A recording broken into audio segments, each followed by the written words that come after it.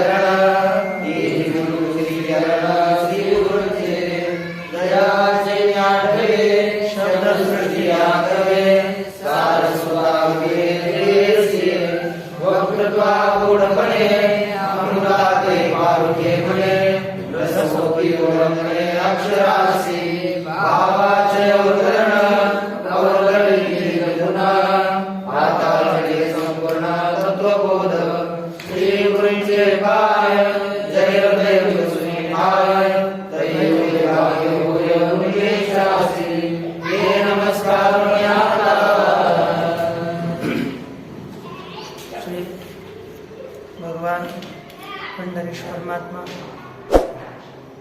श्री ज्ञानोबा जगद्गुरु तुकाराम महाराज श्री संत एकनाथ महाराज इत्यादी सर्व संतांच्या अलौकिक अहेतुकी अकारणकरण अशा कृपेनं आशीर्वादानं आपण श्री ग्रंथराज ज्ञानेश्वरीचा विचार करत असताना द्वितीय अध्यायामध्ये आपलं जर चिंतन मनुष्याचं विषय चिंतन झालं तर त्यापासून ऱ्हास कसा होतो हे प्रदर्शित केलं जातं.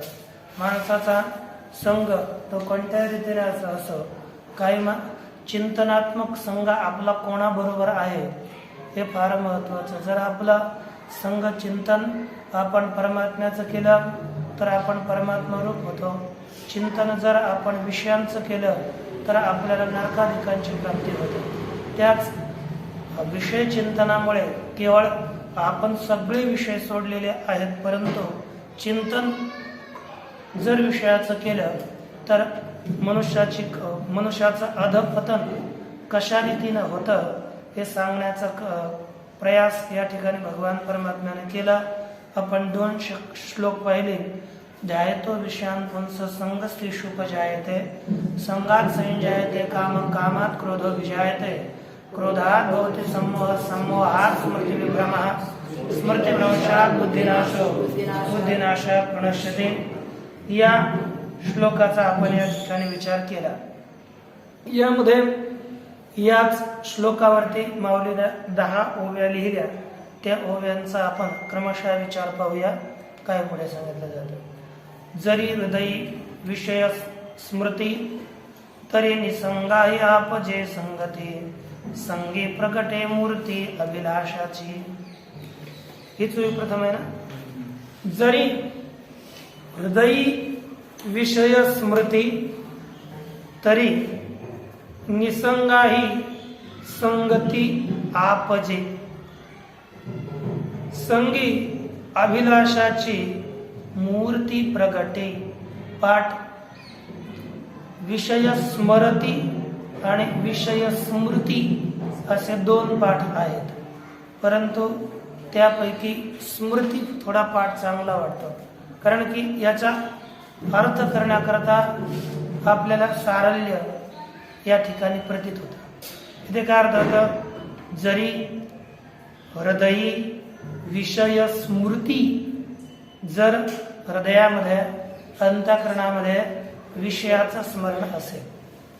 स्मरण, स्मरती हे क्रियापद होतं आणि स्मृती हा शब्द आहे. जर हृदयामध्ये विषयांचं स्मरण असेल तर पुढे स्थिती काय मनुष्याची होते? तरी निसंग ही संगती आपजे. निसंग म्हणजे आसक्तीरहित मनुष्याला सुद्धा त्याच्या अंतःकरणामध्ये सुद्धा विषयासक्ती निर्माण होते, विषयासक्ती उत्पन्न होते. आणि संगी अभिलाषाची मूर्ती प्रगटे.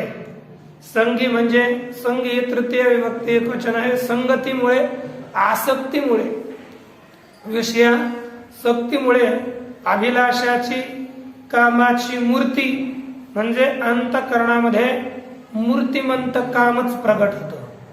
मूर्तिमंत कामच अंतःकरणामध्ये अभिव्यक्त होतं, अशी या विषयांची स्थिती आहे. या ठिकाणी बोलतात की ज्ञानेश्वर महाराजांचे आणखी ठिकाण, जर आपण घर सोडलंय तर केवळ सोडायचंच नाही, त्याच्याविषयी आसक्ती सुद्धा सोडावी. आसक्ती जर थोडी थोडी वाढू लागली तर आपल्या त्याविषयी मोह वाढतो, आणि मोह वाढला, आसक्ती वाढली तर पाप प्राप्त होतं. म्हणून आसक्ती साधकाच्या अंतःकरणात नसावी. साधकाची दशा उदास असावी, उपाधी नसावी अंतर्बाह्य. उपाधी म्हणजे आसक्ती रूपी उपाधी अंतःकरणात नसावी. जर असेल तर पतन निश्चित आहे. माऊली बोलतात की आणि वाढे जो जो मोह तव तव विषयी रोह. जशी जशी आपला मोह विषयाविषयी आसक्ती वाढते तशी तशी त्याच्यामध्ये प्रवृत्ती अधिक वाढते. आणि ज्या ज्या ठिकाणी विषय असतात, जेथे विषय सेवन, तिथे पातकाची प्राप्ती होते. कारण की विषय सेवनामध्ये पातक निश्चित, कारण की त्याच्यातून अनेक दोष घडतात. दोषामुळे पाप लागत असल्यामुळे चित्तामध्ये, चित्ताच्या ठिकाणी त्यांचं स्मरणच नसावं. स्मरण नसेल तर मनुष्य हळूहळू हळू त्यातून मुक्त होतो. काय पहा, एक 7व्या अध्यायातील विचार आपण पाहतो. ते इच्छा कुमारी झाली, ते मग ते कामाची तारुण्य आली, मग त्याने द्वेषीशी मांडली वराडीत. म्हणजे जेव्हा आपल्या अंतःकरणात इच्छा होते तेव्हा विषय सेवनाची अभिलाषा जागृत होते, आणि नंतर हा संसार प्रवाह द्वेषाधिक वाढतात. द्वेष आला की क्रोध येतो, आणि हा क्रम पुढे चालून चालून साधकाला नष्ट करून टाकतो. म्हणून ही विषयाचं चिंतनच आपण मुख्य सोडावं. चिंतन करायचं झालं तर आपण परमात्म चिंतन, पूजन करायचं झालं तरी परमात्म पूजन मनातली मनात जरी केलं तर त्याचं भरपूर फल आपल्याला होतं. जसं चिंतन असेल तसं आपलं अधपतन आणि ऊर्ध्वगमन केवळ चिंतनावर अनुसरण होतं. म्हणून चिंतन हे चांगलं असावं. जर आपलं चिंतन झालं तर हृदयामध्ये काम उत्पन्न होतो, विषयासक्ती निर्माण होते, आणि जिथे विषयासक्ती आली तिथे दुसरी परंपरा, आणखी ही साखळी कशी पुढे चालते तर दुसऱ्या ओळीमध्ये माऊली बोलतात, जेथ काम उपजला तेथ क्रोध आधीच आला. क्रोधी असे ठेविला समूह झाले. याचा अन्वय असा होईल, जेथ काम उपजला तेथ आधीची क्रोध आला, क्रोधी समूह ठेविला असे जाणे. अर्थ, जेथ काम उपजला, ज्यावेळी जेथे काम, विषयासक्ती, विषयाविलास उपजला, उत्पन्न झाला किंवा उत्पन्न झालेला असतो, तेथ आधीची क्रोध आला असे. त्या ठिकाणी अगोदरच क्रोध आलेलाच असतो. काम आला की क्रोध निश्चित येतोच, कारण की जिथे क्रोध त्याशिवाय उत्पन्न होतच नाही. आपल्याला असं वाटतं की यांनी असं करावं, आणि त्यामध्ये जर आपला प्रतिघात म्हणजे कोणी विरोध केला तर साक्षात क्रोधाची उर्मी निर्माण होते. म्हणजे इच्छेचा प्रतिघात झाला तर क्रोध निर्माण होतो. म्हणून क्रोध, जिथे काम आला तिथे क्रोध आलेलाच असतो, त्याची निवृत्ती होत नाहीये. पुन्हा जिथे क्रोध आला, क्रोधी असे ठेविला समूह झाले. आणि क्रोधामध्येच समूह म्हणजे कार्या विवेक, काय करावं काय करू नये याचा जो विवेक आहे, विचार आहे, तो क्रोधा तो राहत नाही. म्हणजे कार्य यांचा अविवेक तो तिथे ठेवलेलाच असतो क्रोधामध्येच. तुम्ही पहा, क्रोध ज्याला आला ते कोणच ऐकत नाही, आपला डारा सुरूच ठेवतो. काय शांत बसा म्हटलं शांत बसणार नाही, काय नाही काहीतरी बोलत राहणारच. ही क्रोधवाल्याची स्थिती असते. काय योग्य काय अयोग्य काय, आपण क्रोधामध्ये पाप करू की पुण्य करू? पुण्य तर असंभवच आहे, पापच जास्त होतं. परंतु आणि साधकाचं एक महाभारतामध्ये असं लिहिलं की क्रोध म्हणजे असं सांगितलं जातं, क्रोध एकदा जर आला तर आपलं महिन्याचं पुण्य केलेली साधना एका दिवसात नष्ट होऊन जाते. आणि नंतर तुम्ही पहा, जे क्रोध करतात ना त्यांच्या चेहऱ्यामध्ये त्यांचे चेहरे, आणि जे क्रोध करत नाहीत त्यांचे चेहरे परिवर्तन दिसेल तुम्हाला. कारण की पाप आलं तर पापानं काय होतं की आपलं पुण्य क्षीण होतं, शरीरातील तेच जातं, ब्रह्मवर्चस्व वाढत नाहीये. मग आपण त्याच्यामुळे क्रोध नियंत्रित होऊन केलेला क्रोध आणि आवेशानं केलेला क्रोध वेगळा राहतो. म्हणजे आपल्यावर नियंत्रण असून केलेला क्रोध, म्हणजे जाणून बुजून केलेला क्रोध तो वेगळा, आणि आलेलाच क्रोध तो वेगळा. तो आलेला आपला नाश करून ठेवतो. तिथे कार्य करावं काय न करावं काय याचा विवेक राहत नाही. मग अशा स्थितीमध्ये हा समजा की आपल्या घाताला प्रवृत्त झाला असा तो क्रोध आहे. आणि क्रोध झाला तर काय होतं पुढे पहा, समूह झाली या व्यक्ती तरी ना शुपावे स्मृती, चंडवाते ज्योती आहत जैसी. त्या ठिकाणी पाठ आहे हत जैसी.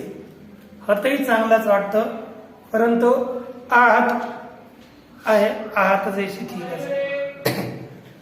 अन्वय पहा, जैसी चंदवाते ज्योती आहत,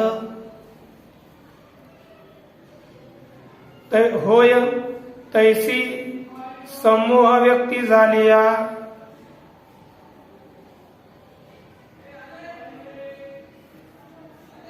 तरी स्मृती ना शुपावे, जैसी चंडवाते ज्योती आहत. ज्याप्रमाणे चंडवात म्हणजे प्रचंड वारा, ज्याप्रमाणे प्रचंड वाऱ्याने दिव्याची ज्योत दिवा नष्ट होऊन जातो, विझून जातो. नष्ट होणे म्हणजेच विझून जातो. आहत जैसी, ज्याप्रमाणे प्रचंड वाऱ्याने दिव्याची ज्योत नष्ट होते, विझून जाते, त्याप्रमाणे समूह व्यक्ती झाली. व्यक्ती म्हणजे प्रगट. समूह अर्थात अविवेक. अविवेक अव्यक्त झाला असता, अविवेक प्रगट झाला तरी म्हणजे तर स्मृती नाशू पावे. मनुष्याची स्मृती नष्ट होते. शास्त्रविषयक स्मृती ही निघून जाते, त्याच्या अंतःकरणामध्ये स्थिर राहत नाही. शास्त्र आणि गुरु यांच्या उपदेशापासून आत्मानुसंधान रूपी स्मृती त्याचा विसर पडतो आणि तो आपल्या कर्तव्याला विसरून विषयामध्ये पडतो. कारण की देहाला आलं तर मग आपलं काम आहे विषय काय आहे आपलं, देहाची गावा पायपा शरीराच्या गावा जया लागी आले पांडवा, तो कार्यार्थ आघावा सांडणीया. मग या शरीरामध्ये आपण कशा करता आलो, या शरीराच्या गावात जया लागी आले पांडव, ज्याच्या करता आपण आलो. कशा करता, भगवंताच्या भजना करता, चिंतना करता. देवे दिला देहा भजना गोमटा. भगवंताची प्रार्थना करून एक वेळ करी या दुःखा वेगळे, दुरिताचे जाळे निवारणे इत्यादी प्रार्थना करून आपण भगवंताची प्रार्थना पुरस्सर या जन्माला आलो. कारण की उदरातील कष्ट वेदना सहन होत नसल्यामुळे हा जीव मातेच्या उदरी फार करुणेनं प्रार्थना करतो की आता मला याच्यातून तुम्ही वेगळे करा, मी बाहेर गेल्यानंतर परमात्म्याचं भजन करेल. परंतु या संसारात आला तर या मायेचं वारं असं लागतं की उदरामध्ये जितकं स्मरण होतं ते सगळं स्मरण विसरून जातं आणि संसारामध्ये जातं. एक नाही, सगळं विसरून जातं. जसं कधी एखाद्याच्या डोक्याला मार लागला तर काहीच स्मरण होत नाही, तसंच आता जन्माला येताना थोड्या वेदना होत असतील का छोट्या त्या बाळाला, त्या या अवस्थेमध्ये इतक्या भयानक वेदना होतात, त्याच्यामुळे काहीच स्मरण राहत नाही. आणि नंतर या संसारामध्ये तो गुरफटून पडून जात. पश्चात या संसारामध्ये पडल्यामुळे नंतर संसारात लागतो आणि आपलं वाटोळं करून घेतो. पण मुख्य आपलं आहे परमात्मा प्राप्ती, हेच कर्तव्य आहे. परमात्मा प्राप्ती व्यतिरिक्त कोणत्याही मनुष्याचं कर्तव्य नाही, त्यामध्ये तो विसरत. मग इंद्रियांचे राजविधी, अहम ममतेचे जल्पवादे, विकारांतराची मांडी मिळवितात. अहम मग मी, माझं हे करत राहतात. हा मी आहे, हे पदार्थ माझे आहेत. मग सगळे विकारांचे गावच गोळा करून घेतात. मग अशा ठिकाणी मनुष्य हा संसारामध्ये लागतो. मग परमात्म्याला विसरतात. परमात्म्याला विसरल्यामुळे या संसार 84 योनीमध्ये फिरत राहतात. विसरली तया थोर झाले हानी, पचतील खाणी 84च्या अशी स्थिती होते. म्हणून ज्याच्या करता आपण या संसारामध्ये आलो त्याला विसरतो, परंतु मनुष्यानं विसरू नये. आणि समूह झाले की अशी स्थिती होते, कारण ते आपल्या स्मृतीचा भ्रंश होतो. काय करावं आणि काय करू नये अशी स्थिती होते. अर्जुनाला असंच भगवान परमात्म्याने मागे म्हटलेलं आहे. पहा, सांगे जात्यंदा लागे पिसे, मग ते सैरा धावे जैसे, तुझे शहाणपण तैसे दिसत असे. मग असं आपला राहतो. जसं जात्यांना माणूस सैरा वायरा पळेल तशी अर्जुनाची स्थिती मागे झाली होती आणि तशीच या विशेष सेवनानं सुद्धा स्थिती होते. पुढे माऊली बोलतात, आणखी दृष्टांत देऊन सांगताना ते बोलतात की का अस्तमानी निशी जैसी सूर्य तेजा ते ग्रासी तैसी दशा स्मृतिभ्रंशे प्राणियांसी. का अस्तमानी का जैसी अस्तमानी निशी सूर्य तेजा ते ग्रासी तैसी स्मृतिभ्रंशी प्राणियांसी दशा. अर्थ का म्हणजे किंवा जैसे अर्थात ज्याप्रमाणे अस्तमानी निशी, अस्तमानी अर्थात सूर्य मावळण्याच्या वेळी, सूर्य मावळू लागला असता अर्थात संध्याकाळ झाली असता, संध्याकाळ झाला असता निशी सूर्य तेजा ते ग्रासी. निशी अर्थात रात्र सूर्याच्या तेजाला ग्रासून टाकते, गिळून टाकते, त्याला ठेवत नाही, सो अंधार पाडते सगळीकडे. तशीच स्मृतिभ्रंशी प्राणियांची दशा, स्मृतीचा भ्रंश झाला असता प्राण्याची दशा अशी होते. प्राण्याची दशा अशी होते म्हणजे त्याला काय करावं, काय करणे, आत्मस्मरण हे काहीही राहत नाही, कशाचीच आठवण त्याच्या अंतःकरणात होत नाही. म्हणजे अंधारासारखं काय करणे, काय करावं, काय नाही. अज्ञान रूपी निद्रेमध्ये तो झोपून राहतो, त्याला काही कळत नाही. म्हणजे बुद्धी ही आज्ञा अशी स्मृती ग्रहण झाला की काही न कळलं अशी स्थिती होऊन जाते. आज जर झालं तर मग काय होतं पुढील मग अज्ञानांध केवळ तेने आपलं विजय सकळ तेथ बुद्धी होय व्याकुळ हृदया माझी. मग केवळ अज्ञानांध होय तेने सकळ आपला विजय तेथ हृदया माझी बुद्धी व्याकुळ होय. मग केवळ अज्ञानांध होय, मग काय होतं, केवळ अज्ञानांध होय म्हणजे अज्ञान रूपी अंधकारच पसरतो. काय होतं, अज्ञान रूपी अंधकार केवळ पसरतो. त्याने सकळ आपलं विजय, त्या अज्ञान रूपी अंधकाराने सगळे जगत व्याप्त केले जाते, आच्छादित केले जाते, है ना. ते तर हृदय माझी बुद्धी व्याकुळ होय. अशा वेळी ही बुद्धी आता सगळं जर अज्ञान रूपी अंधकाराने व्यापून टाकलं, सगळीकडे अज्ञानच अज्ञान झालं, तर हृदयामध्ये बुद्धी अतिशय व्याकुळ होते, कासावीस होते, तिला काही विचार सुचत नाही, काय नाही. पहा काहींच्या बुद्धी असं राहतं, बुद्धी म्हणजे केवळ दगड, काय नाही. ते जशी एखादी मशीन लावली असते ना, तेवढंच काम करते, बुद्धी तितकंच काम करते, आणखी काहीही काम करत नाही. काय करावं, काय विचार करावा, काही कळत नाही की नाही. अशीच होती स्थिती आपली, नाही ना. मला या परंपरेत आले काय म्हटलं पहा आता. म्हणजे त्यावेळी मनुष्याची स्थिती बुद्धी हृदयामध्ये विकल होऊन राहते.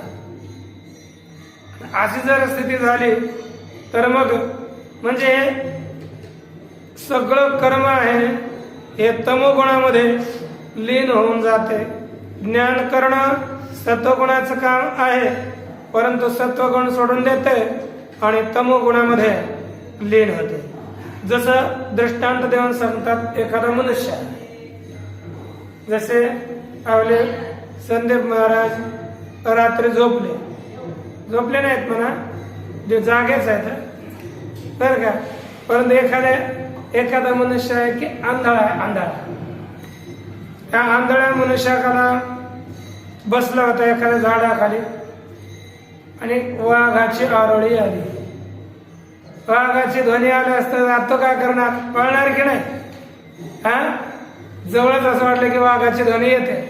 आता जर तो पळेल तर मग काय करेल, कुठे खड्ड्यात पडेल, काही पडेल, कुठे पळावं हे त्याला काय सुचणार नाही.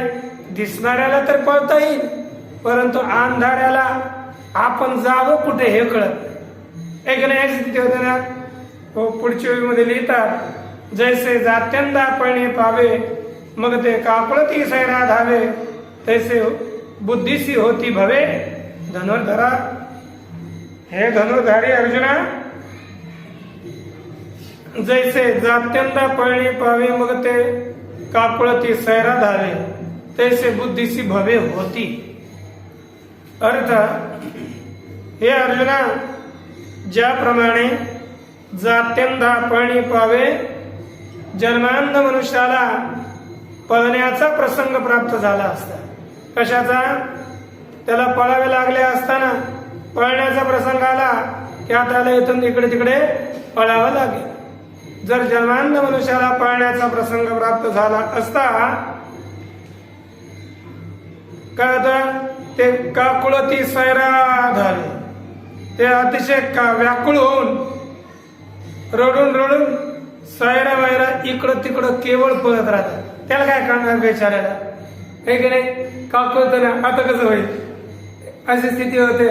तुम्ही आपली स्थिती आली नाही, परंतु एखाद्यावर संकट आल्यावर त्याची काय स्थिती होते त्याची कमी कल्पना तरी करून पहा. आपल्याकडे थोडी आली तरी आपले किती हाल होतात आणि त्यांची किती हाल होत असतील काही एखाद्याची. म्हणजे एखादाच नाही, पण त्याच्यावर हसायचं नसतं. हे आपली सुद्धा स्थिती कधी ना कधी अशी प्रकारची येऊ शकते. म्हणून आपण अगोदरच असं चांगलं राहायचं जेणेकरून आपल्याकडून अपराध घडू नये, आपल्याला अशा वाईट स्थितीला प्राप्त होण्याची वेळ येऊ नये, अशी स्थिती करायची. तर बोलतात, जैसा जात्यांदा पळणे पावे, जात्यांना मनुष्याला जन्मांध मनुष्याला पळावे लागलं, पळण्याचा प्रसंग प्राप्त झाला असता ते काकुळती अतिशय व्याकुळतेनं सैरा वैरा धावतं, इकडे तिकडे पळतं. तैसे बुद्धीसी भवे होती. त्याप्रमाणे अज्ञान प्राप्त झाला असता त्याप्रमाणे बुद्धीला भ्रमण घडतं. म्हणजे बुद्धी कुठेही पळते, तिला काहीही नियंत्रण नाही. जसा वळू असतो, लहान वासरू समजा नुकतं झालेलं ते दूध पिल्यानंतर त्याला मोकळं सोडलं, ते कुठे पळेल, काय करेल, खड्ड्यात पडतंय का कशात पळतंय हे त्याला काही कळत नाही. तशी या मनुष्याच्या बुद्धीची स्थिती होते. केवळ पळणं, केवळ पळणं, विषयात पळेल, कशात पडेल आणि नंतर मग जन्म मृत्यूरूपी संसारात पडेल. म्हणून लक्षात ठेवायचं, परमार्थ करणं आपलं जीवन जितकं बुद्धीवर कामनेवर नियंत्रण असावं, कामनेवर नियंत्रण असावं. विहित चिंतन केलं तर चालतं, अविहित नाही. विहित चिंतन कोणतं? परमात्मा चिंतन, अन्य चिंतन नाही. चिंतनामुळेच मनुष्याचं अधोगत गमन आणि चिंतनामुळेच मनुष्याचं ऊर्ध्वगमन ठरलेलं आहे. म्हणजे आपल्याला कुठे जायचं हे आपण तसं चिंतन ठेवायचं. आपण जर भगवान परमात्म्याचं चिंतन केलं तर कल्याण आहे. मग आपण ज्यांच्याकडे मूर्ती इत्यादी नाही त्यांचं तर उलट चांगलं आहे, कारण की ते एकाग्र शांत बसून भगवान परमात्म्याची मूर्ती पुढे स्थापित करून परमात्म्याला एक एक एक एक वेगळ्या वेगळ्या वेगळ्या रीतीने स्नान घालू शकतो आपण. त्याला पंचामृतानं स्नान. आपलं काय, इथे तर पंचामृत स्नान भेटतच नाही, पाण्याचं स्नान. परंतु ज्यांच्याकडे मूर्ती नाही त्यांच्याकडे साक्षात भगवान. आपण किती एक रांजणभर गागर जेवढं तुम्ही एक विहीर भर घ्या की आपलं काय जात आहे, सगळं एक दुधाची विहीर घ्या, वेगळ्या वेगळ्या ठेवा आणि त्या नळी लावून तुम्ही भगवंता मस्त आनंदानं त्याचं चिंतन करा. त्याच्यात किती अधिक पुण्य होईल ना. त्याच्यामुळे कमी असं नाही समजायचं, परंतु करणारा पाहिजे. प्रतीक हे आपली बुद्धी लागावयाच्या करता असतं, परंतु मुख्य राहतं परमात्मा चिंतन. किती चांगली पूजा करू शकतो. एकदम भरजडीत सोन्याचे मोठाले हार, एक करोडचे हार, एक रुपयाचा हार कशाला? आपलं कोण काय चिंतनामध्ये दारिद्र्य कशाला करायचं? जितकं अधिक तितकं अधिक आणि तितकं अधिक आपल्याला लाभ होतो. पण चिंतन फार महत्वाचं आहे. चिंतन सुधारायचं मनुष्याला. जर आपला बुद्धी इकडे तिकडे फिरते, म्हणून पुढे बोलतात की ऐसा स्मृतिभ्रंश घडे मग सर्वथा बुद्धी अवघडे, तेथ समूळ हे पुढे ज्ञान जात. ऐसा स्मृतिभ्रंश घडे मग बुद्धी सर्वथा अवघडे. या प्रकारे स्मृतीचा भ्रंश झाला असता मग बुद्धी सर्वथा अवघडे. मग बुद्धी सर्व प्रकारे काय होते? अवघडून जाते. अवघडून जाते म्हणजे घोटाळ्यात पडते, तिला काहीच कळत नाही. आपण काय करायचं? बुद्धी गोंधळात पडून जाते, गोंधळून जाते. तेथ समूळ ज्ञान जात उपडे. अशा वेळी मुळासहित सर्व ज्ञान नष्ट होते. काय होते? मुळासहित संपूर्ण ज्ञान नष्ट होते, राहत नाही. ठीक ना? तर आणखी पुढे पहा. चैतन्याच्या भ्रंशी शरीरादशा जैसी तैसी पुरुषा बुद्धिनाशी होय देखा. माली बोलतात की चैतन्याच्या भ्रंशी जैसी शरीरादशा बुद्धिनाशी पुरुषी तैशी कंसात दशा होय देखा. ज्याप्रमाणे म्हणजे चैतन्याच्या भ्रंशी एखाद्या शरीरामध्ये प्राण आहेत आणि त्या मनुष्याचे प्राण निघून गेले. प्राण निवृत्त झाले असता शरीराची जशी दशा होते ते अमंगळ अपवित्र होऊन जात. त्यास आपणास स्पर्श करावा असं देखील वाटत नाही. अपवित्र होते की नाही?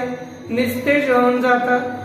त्याचप्रमाणे आपला जर बुद्धिभ्रंश झाला, बुद्धीचा नाश झाला, तर मनुष्याची तशी दुर्दशा दुरावस्था होऊन जाते.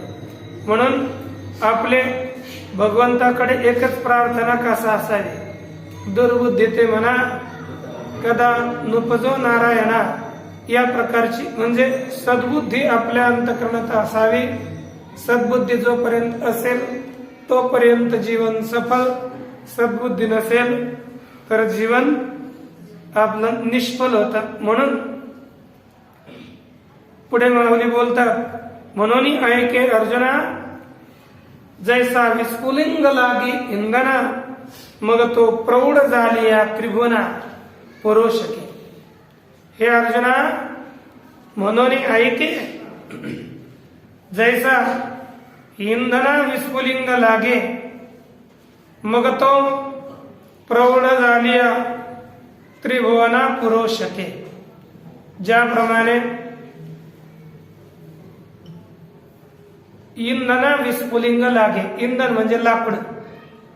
लाकडं ओवाळलेली लाकडं आहेत, त्यांना आपल्याकडून एखादा ठिणगी म्हणजे एखादा थोडाशी आग लागली तर इंधनाला आग लागली तर तो त्रिभुवना जाळू शके.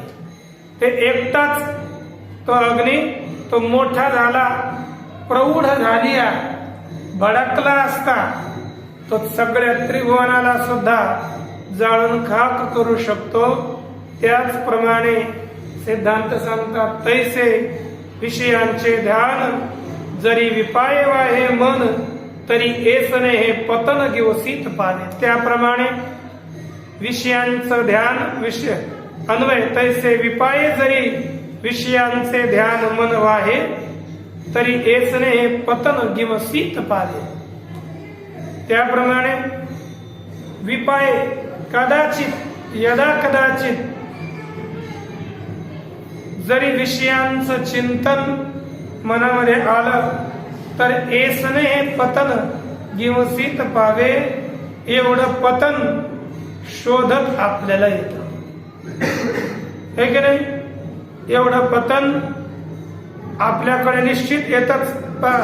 विषयान ध्यायत चित्तम विषयेषु विसज्जते मामनुस्मरतश्चन्त चित्तम मय्येव प्रविलीयते. विषयाचं चिंतन करणारं चित्त विषयामध्येच आसक्त होतं आणि माझं चिंतन करणारं चित्त माझ्यामध्ये लीन होतं. असं भगवान परमात्म्याचं श्री उद्धवजीला सांगणं आहे. म्हणून मनुष्यानं परमात्मा प्राप्ती करता विषय चिंतन सोडून परमात्मा चिंतन करावं. आणि यदा कदाचित चित्तानं चिंतन सोडलं तर अंतकरण पवित्र होऊन परमात्मा ज्ञानाकरता योग्य होईल. या प्रकारे या सरळ सरळ श्लोकाचा आपण पूर्ण विचार पाहिला. आता केवळ जो श्लोक आहे श्लोकाचा अन्वयार्थ पाहूया पुढील. रागद्वेष वियुक्तैस्तु विषयानिन्द्रियैश्चरन् आत्मवश्यैर्विधेयात्मा प्रसादमधिगच्छति. पुढे पहा. तू रागद्वेष वियुक्तैः आत्मवश्यैः इंद्रियैः विषयान् चरन् विधेयात्मा प्रसादम् अधिगच्छति. अर्थ पहा. परंतु राग द्वेष वियुक्त राग म्हणजे आसक्ती, द्वेष अर्थात द्वेष यांनी रहित, ज्यांच्यामध्ये राग नाही ज्यांच्यामध्ये द्वेष नाहीये अशा राग द्वेषाने रहित इंद्रियही आत्मवश्यही इंद्रिय आपल्या स्वाधीन असलेल्या इंद्रियांनी विषयान चरण विषयांचा सेवन करत असणारा विधेयात्मा अर्थात आत्मसंयमी पुरुष, ज्याने आपल्या अंतःकरणावर नियंत्रण केलेले आहे असा मनुष्य त्याचा विधेयात्मा प्रसादम अतिगच्छते. असं जे काही चित्त आहे विधेयात्मा किंवा ज्या स्वाधीन अंतःकरणवाला पुरुष हळूहळू प्रसादम प्रसन्नतेस या प्राप्त होतो, अंतःकरणाच्या शुद्धतेस प्राप्त करतो, जेणेकरून ज्ञान प्राप्त होईल. अशी शुद्धता आली तर पुढे परमात्मा ज्ञान प्राप्त होऊन तो ब्रह्मप्राप्तीस योग्य होतो. तर याचा विचार आपण आता उद्या करूया. ओम पूर्णमदः पूर्णमिदं पूर्णात् पूर्णमुदच्यते